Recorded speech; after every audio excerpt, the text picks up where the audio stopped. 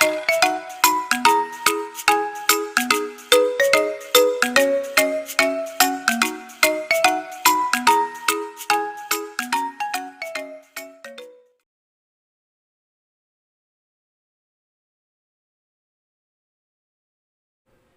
Dear students, കഴിഞ്ഞ ദിവസം എടുത്ത പാഠഭാഗങ്ങൾ നിങ്ങളെല്ലാവരും വായിച്ച് പഠിച്ച് മനസ്സിലാക്കി എന്ന് ഞാൻ വിശ്വസിക്കുന്നു.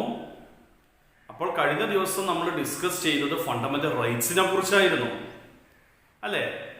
നമ്മൾ തുടക്കത്തിൽ എന്താ പഠിച്ചത്? നമ്മുടെ പ്രിയാമ്പിൾ ഓഫ് ദ കോൺസ്റ്റിറ്റ്യൂഷൻ അല്ലെ, കോൺസ്റ്റിറ്റ്യൂഷന്റെ പ്രിയാമ്പിൾ പഠിച്ചു.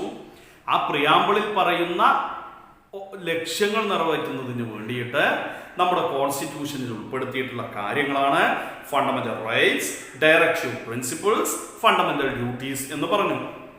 എന്നിട്ട് we discussed about fundamental rights.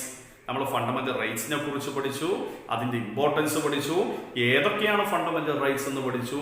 അപ്പോൾ ഓരോന്നും എടുത്ത് ആ ഓരോന്നിലും ഏതൊക്കെ പ്രൊവിഷൻസ് ഉൾപ്പെടുന്നുണ്ട് എന്നും നമ്മൾ പഠിച്ചു.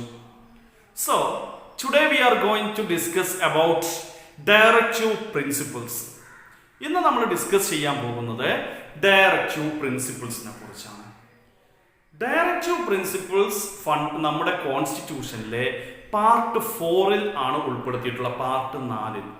So directive principles are included in part 4 of Indian constitution. Indian കോൺസ്റ്റിറ്റ്യൂഷന്റെ പാർട്ട് 4-ലാണ് ഡയറക്റ്റീവ് പ്രിൻസിപ്പിൾസ് ഉൾപ്പെടുത്തിയിട്ടുള്ളത്. എന്താണ് ഈ ഡയറക്റ്റീവ് പ്രിൻസിപ്പിൾസ് എന്ന് പറയുന്നത്? നിർദ്ദേശക തത്വങ്ങൾ എന്ന് പറയും മലയാളത്തിൽ. നിർദ്ദേശക തത്വങ്ങൾ. എന്താ നിർദ്ദേശക തത്വങ്ങൾ എന്ന് പറഞ്ഞാൽ? പേര് പറയുന്നത് പോലെ ചില നിർദ്ദേശങ്ങളാണ്. ആർക്കുള്ള നിർദ്ദേശങ്ങളാണെന്നറിയോ? സെൻട്രൽ ഗവൺമെന്റിനും സ്റ്റേറ്റ് ഗവൺമെന്റുകൾക്കുമുള്ള നിർദ്ദേശങ്ങളാണ്. എന്തിനുള്ള നിർദ്ദേശങ്ങളാണെന്ന് ചോദിച്ചാൽ, അവർ എന്ത് പോളിസിയോ ഏത് തരത്തിലുള്ള പോളിസിയോ പ്രോഗ്രാമുകളോ ഫോം ചെയ്യുകയാണെങ്കിലും അത് ഇംപ്ലിമെന്റ് ചെയ്ത് നടപ്പിൽ വരുത്തുകയാണ് എങ്കിലും ശ്രദ്ധിക്കേണ്ട കാര്യങ്ങളെക്കുറിച്ചുള്ള നിർദ്ദേശങ്ങൾ. അതായത് ഗവൺമെന്റ് ഏത് തരത്തിലുള്ള പോളിസികളും പ്രോഗ്രാമുകളും ഫോം ചെയ്യുകയോ അവ നടപ്പിൽ വരുത്തുക, ഇംപ്ലിമെന്റ് ചെയ്യുക എന്ന് പറയും. ഇംപ്ലിമെന്റ് ചെയ്യുകയോ ചെയ്യുമ്പോൾ അവയെല്ലാം വെൽഫെയർ ഓഫ് ദ പീപ്പിൾ, ജനങ്ങളുടെ ക്ഷേമത്തിന് വേണ്ടിയായിരിക്കണം. അതിനുള്ള ചില നിർദ്ദേശങ്ങളാണ് ഡയറക്റ്റീവ് പ്രിൻസിപ്പിൾസിൽ ഉൾപ്പെടുത്തിയിട്ടുള്ളത്. So directive principles are some directives to the government, central and state governments, to organize and implement programs by keeping public welfare in mind. Central ഗവൺമെന്റും സ്റ്റേറ്റ് ഗവൺമെന്റുകളും പ്രോഗ്രാമുകളും പോളിസികളും മറ്റും ഇംപ്ലിമെന്റ് ചെയ്യുമ്പോൾ അവ എന്ത് ചെയ്യണം? പബ്ലിക് വെൽഫെയർ, പൊതുജനങ്ങളുടെ ക്ഷേമം മനസ്സിൽ വെച്ചുകൊണ്ട്, ലക്ഷ്യം വെച്ചുകൊണ്ടായിരിക്കണം അത് ഇംപ്ലിമെന്റ് ചെയ്യേണ്ടത് എന്ന് കാണിക്കുന്ന അതിനു വേണ്ടിയുള്ള ചില ഡയറക്ഷൻസ് ആണ്, ചില നിർദ്ദേശങ്ങളാണ് ഡയറക്റ്റീവ് പ്രിൻസിപ്പിൾസ് എന്ന് പറയുന്നത്.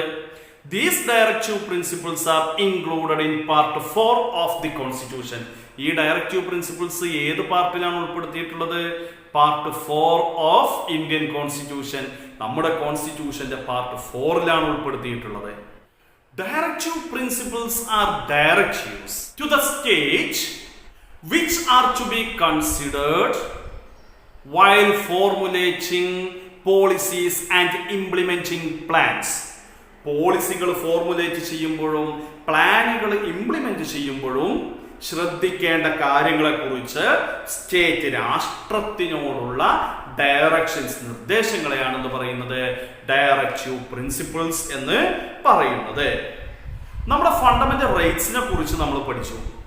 ഈ ഫണ്ടമെന്റൽ റൈറ്റുകളിൽ ഉൾപ്പെടുത്താൻ കഴിയാത്ത ചില കാര്യങ്ങൾ ഏതിൽ ഉൾപ്പെടുത്തിയിട്ടുണ്ട്? ഡയറക്റ്റീവ് പ്രിൻസിപ്പിൾസിൽ ഉൾപ്പെടുത്തിയിട്ടുണ്ട്. Also some ideas of the father of our nation. അതേപോലെ നമ്മുടെ രാജ്യത്തിന്റെ പിതാവ്, രാഷ്ട്രപിതാവ്. ആരാ നമ്മുടെ രാഷ്ട്രപിതാവ്? മഹാത്മാഗാന്ധി. ആ മഹാത്മാഗാന്ധിയുടെ, ഗാന്ധിജിയുടെ ചില ഐഡിയകളും ഏതിൽ ഉൾപ്പെടുത്തിയിട്ടുണ്ട്? ഡയറക്റ്റീവ് പ്രിൻസിപ്പിൾസിൽ ഉൾപ്പെടുത്തിയിട്ടുണ്ട്.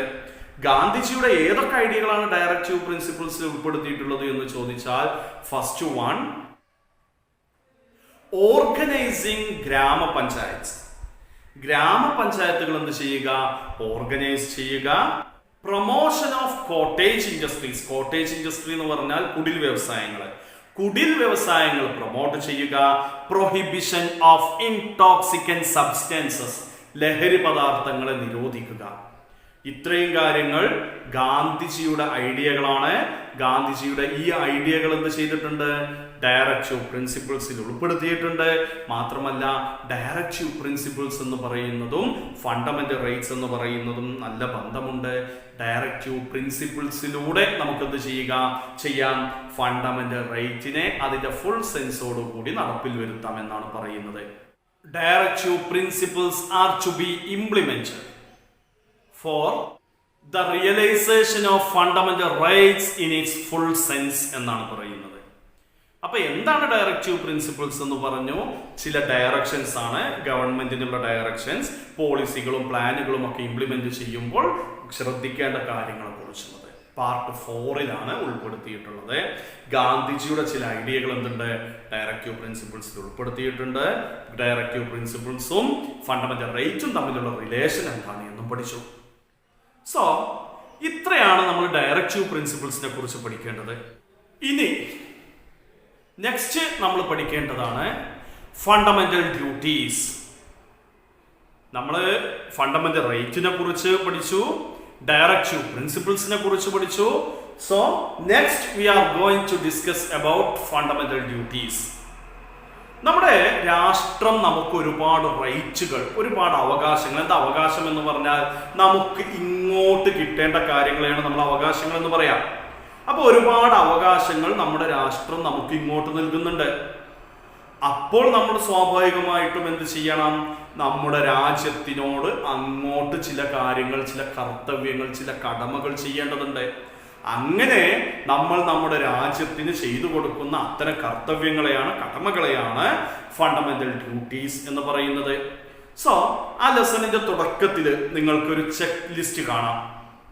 നമ്മുടെ സ്വഭാവം എന്തൊക്കെയാണ് എന്നുള്ളത് ചെക്ക് ചെയ്യാൻ വേണ്ടിയിട്ടാണ്. അതായത്, I stand up while the national anthem is being sung. I realise that historical monuments are to be protected. I try to foster cordiality among the people. I protect the unity and integrity of the nation. I try to protect the environment എന്നൊക്കെ പറഞ്ഞ ഒരു check list തന്നിട്ടുണ്ട്. അതായത് national anthem ചൊല്ലുന്ന സമയത്ത് ഞാൻ എഴുന്നേറ്റ് നിൽക്കും. ഞാൻ ഹിസ്റ്റോറിക്കൽ മോണുമെന്റ്സ്, രാജ്യത്തിന്റെ ചരിത്ര സ്മാരകങ്ങൾ സംരക്ഷിക്കപ്പെടേണ്ടവയാണ് എന്ന് എനിക്ക് ഉറപ്പുണ്ട്, ബോധമുണ്ട്. രാജ്യത്തിന്റെ ഐക്യവും അഖണ്ഡതയും ഞാൻ ഊട്ടിയുറപ്പിക്കും. അതേപോലെ തന്നെ പ്രകൃതിയെ, എൻവിറോൺമെന്റിനെ, പരിസ്ഥിതിയെ ഞാൻ സംരക്ഷിക്കും എന്നുള്ള ഒരു ചെക്ക് ലിസ്റ്റ്. അത് നമ്മൾ ചെയ്യുന്നുണ്ടോ, യെസ് നോ എന്നിടാൻ വേണ്ടിയിട്ട് ഒരു ചെക്ക് ലിസ്റ്റ് തന്നിട്ടുണ്ട്. ഇവയെല്ലാം നമ്മൾ എന്താണ്? നമ്മുടെ രാജ്യത്തിന് ചെയ്യേണ്ട കടമകളാണ്. ഇവയെല്ലാം നമ്മൾ നമ്മുടെ രാജ്യത്തിന് ചെയ്തു കൊടുക്കേണ്ട കടമകളാണ്. ഇവയും ഏതിൽ ഉൾപ്പെടുന്നവയാണ്? ഫണ്ടമെന്റൽ ഡ്യൂട്ടീസിൽ ഉൾപ്പെടുന്നവയാണ്. അപ്പോ ഫണ്ടമെന്റൽ ഡ്യൂട്ടീസ് നമ്മുടെ കോൺസ്റ്റിറ്റ്യൂഷന്റെ പാർട്ട് 4A ഉൾപ്പെട്ടിട്ടുള്ളത്. ഏതാണ്? Part 4A.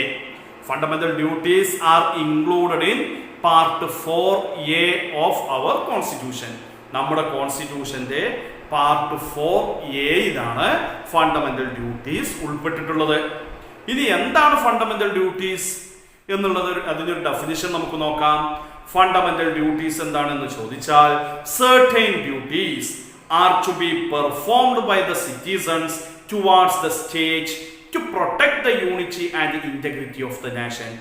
Certain duties are to be performed by the citizens. രാജ്യത്തിലെ സിറ്റിസൺസ് എന്ന് പറഞ്ഞാൽ ആരാണ്?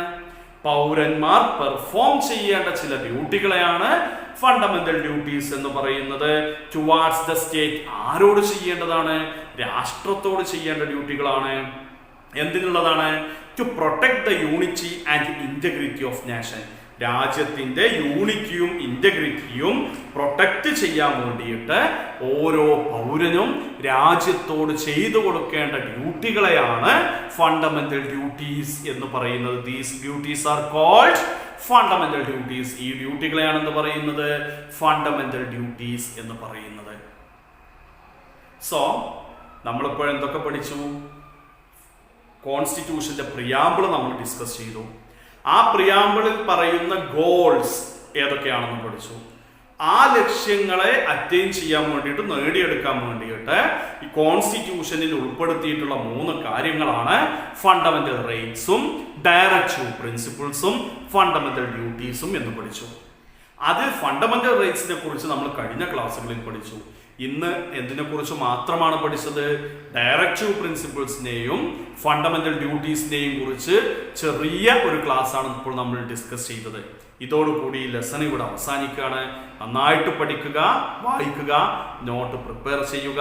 ഞാൻ പറയുന്ന ദിവസം എനിക്ക് സെൻഡ് ചെയ്തു തരിക. വീണ്ടും നമുക്ക് അടുത്ത പാഠഭാഗവുമായി കൊണ്ട് അടുത്ത ദിവസം കാണാം.